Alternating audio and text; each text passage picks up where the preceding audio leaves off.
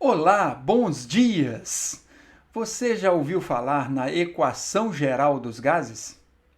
Você sabe como fica a relação entre as variáveis de estado quando se faz uma mistura de gases? Você consegue distinguir em que situação você utiliza a equação de Clapeyron ou a equação geral dos gases? Então, permaneça no vídeo, que logo após a vinheta vamos falar deste assunto.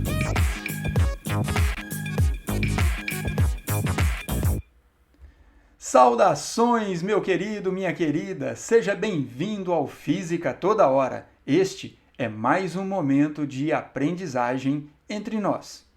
Neste vídeo, vamos tratar da sequência de estudo dos gases. Vamos falar da Lei Geral dos Gases e de uma mistura de gases, como que fica a relação das variáveis de estado. Nesta sequência, nós temos então que considerar a situação de um gás dentro de um recipiente qualquer. Por exemplo, o que aparece nesta figura para você. Esse recipiente, simbolizando aqui uma quantidade de gás com um certo número de mols. Dentro desse recipiente, uma das paredes é móvel, que chamamos de êmbolo, e o gás se encontra em uma certa pressão, ocupando um volume e em uma dada temperatura. Nesta situação, ele se encontra em equilíbrio entre essas variáveis. E essas variáveis se relacionam pela equação de Clapeyron, aquela que descreve a situação, a condição que o gás se encontra dentro desse recipiente, que aqui estou chamando de estado 1. Por isso, P1, V1, T1. Ajeitando um pouquinho essas variáveis, esta equação, vamos separar para o lado esquerdo do igual as variáveis de estado, que definem o estado que o gás se encontra. Do lado direito, vamos deixar duas grandezas constantes, isto é, R sabemos que é a constante universal dos gases, e o N é o número de mols. O número de mols vamos manter constante, isto é, não ocorre vazamento de gás deste recipiente e nem entrada de gás neste recipiente. Então, o número de mols fica constante. Vamos provocar nesta situação, vamos provocar neste gás uma alteração, uma transformação.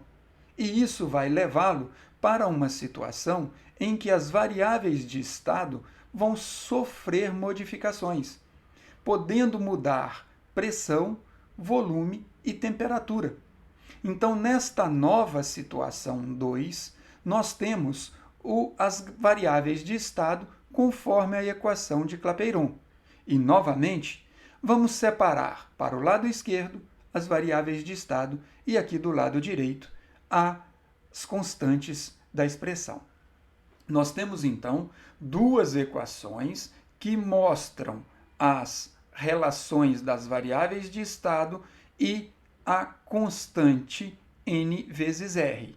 Se n vezes r permanece constante para as duas situações, os dois estados diferentes desse gás, nós podemos igualar a expressão, substituir que P1, V1, T1 é igual a P2, V2, T2, pois as constantes são iguais.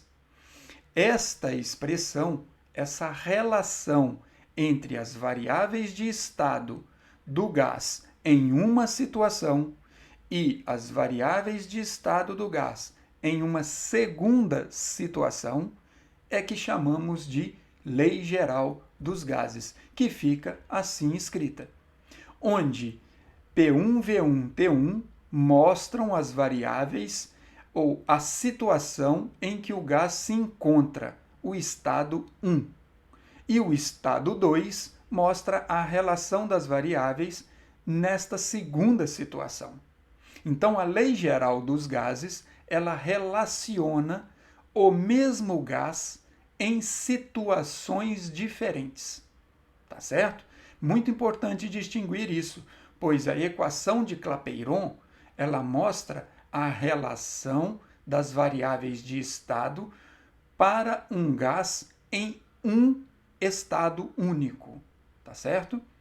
Muito bem, dando sequência, vamos repensar aqui. No vídeo anterior, você assistiu à lei geral, a lei dos gases, ou melhor, a lei de Charles e Gay-Lussac, a lei de Boyle, que mostrava a relação ou o que acontecia com o gás quando sofria transformação isotérmica, isobárica, isovolumétrica. Como que ficam essas transformações diante da lei geral dos gases? Facilita a nossa vida. Observe o seguinte: se nós fizermos uma situação, uma transformação do gás que está aqui no estado 1 para o estado 2, e essa transformação for uma transformação isotérmica, significa que a temperatura do estado 1 vai ser igual à temperatura do estado 2, pois a transformação do estado 1 para o estado 2 ocorrerá em temperatura constante. Sendo T1 igual a T2, nós podemos então escrever a equação geral dos gases como P1V1 igual a P2V2. Isso nada mais é do que a lei de Boyle, que a gente estudou em vídeo anterior. Portanto, conhecendo, lembrando, memorizando a equação geral dos gases, você passa para qualquer transformação sem ter que decorar a lei de Boyle, a lei de Charles e Gay-Lussac. Você não precisa decorar cada uma, apenas lembrar que elas existem, certo?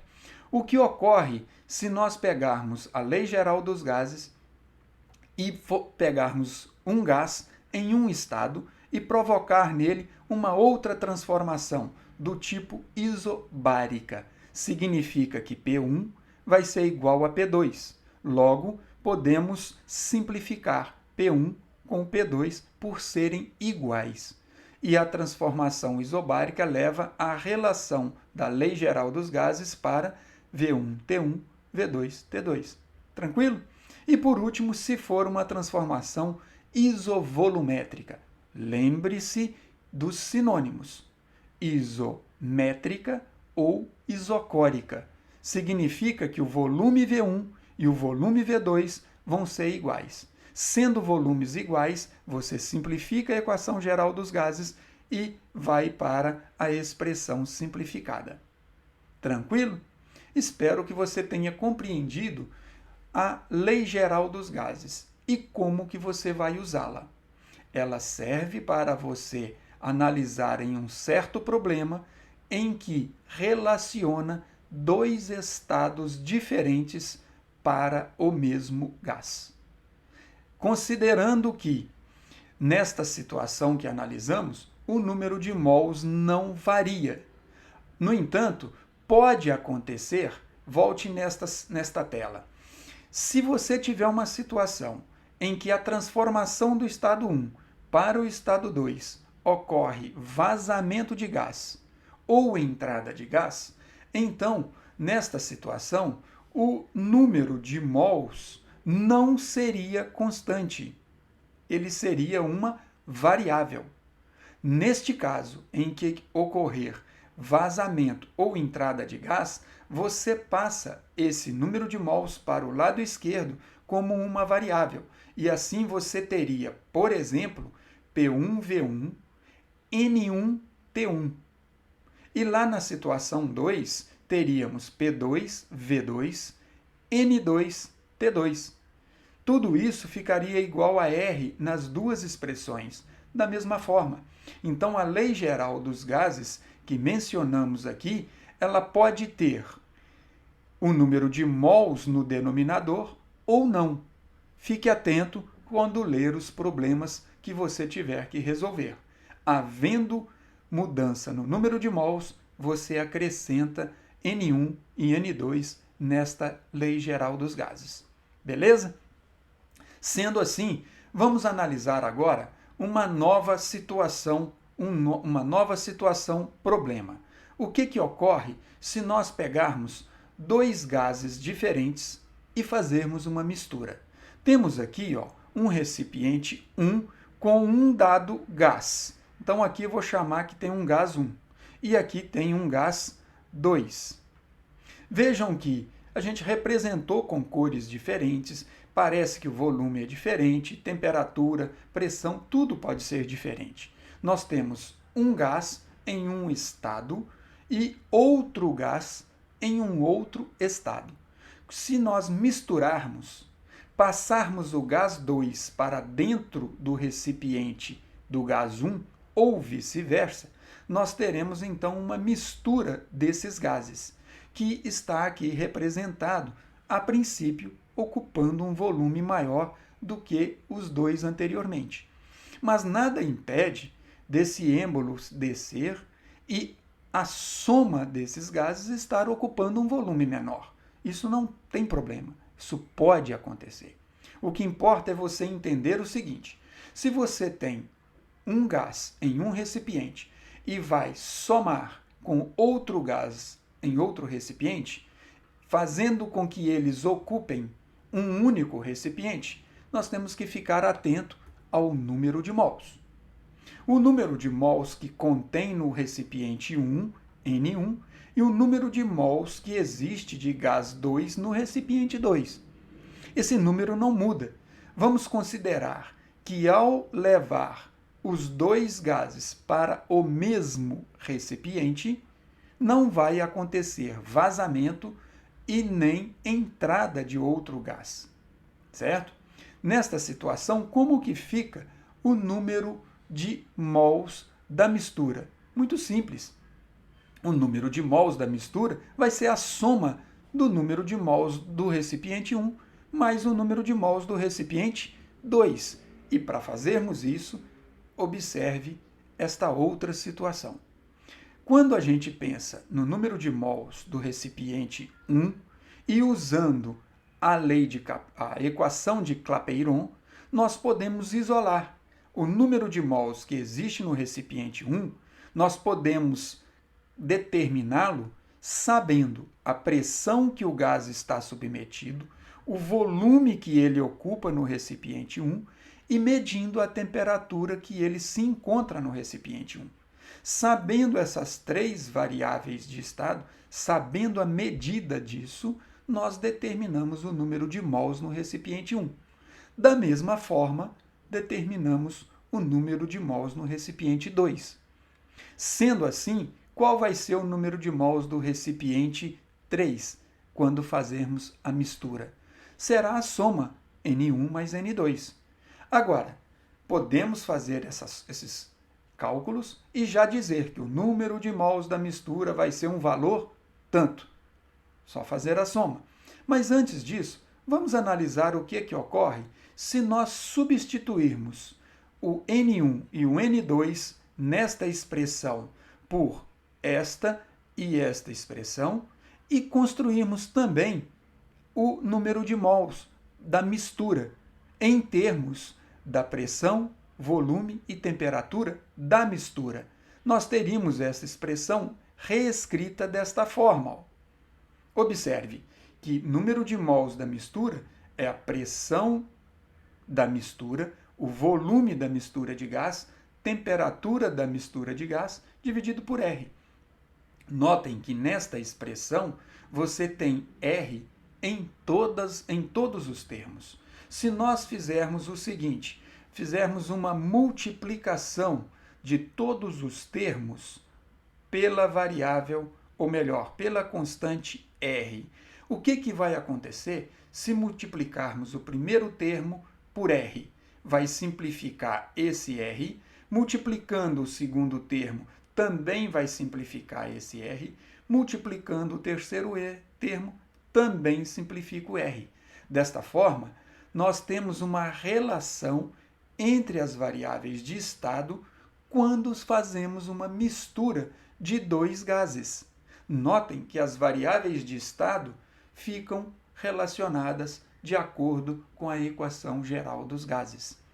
A pressão da mistura de gases, o volume da mistura de gases, dividido pela temperatura da mistura de gases, é igual à razão entre P1, V1, T1, que são pressão, volume e temperatura parciais do gás sozinho, do gás 1 sozinho, sendo P2, V2, T2, pressão, volume e temperatura parciais do gás 2.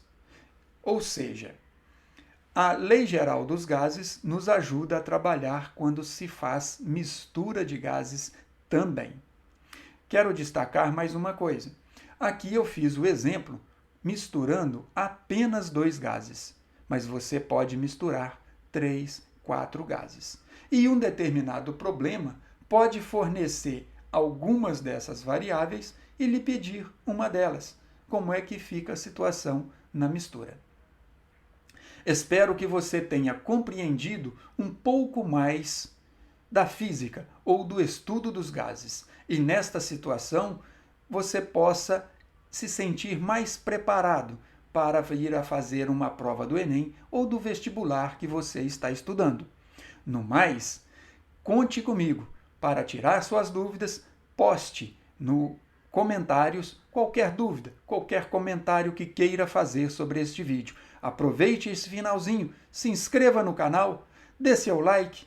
Isso é muito importante para que possamos continuar fazendo um bom trabalho.